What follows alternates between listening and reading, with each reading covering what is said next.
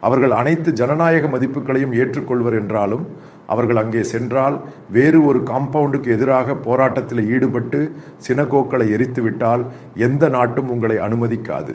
இது இப்போது நடக்கப் போகிறது. நீங்கள் இப்போது துபாய் அல்லது மிடில் ஈஸ்ட் போன்ற பல இடங்களுக்கு செல்வது எளிதாக இருக்கும்.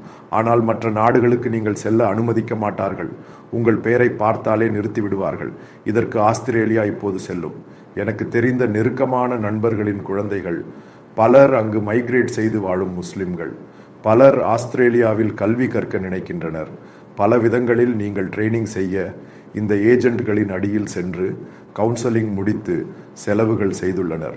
இந்த நிலைதான் எதிர்காலத்தில் கண்டிப்பாக கனடா இதைவிட கடுமையான விதிகளை கொண்டு வரும்.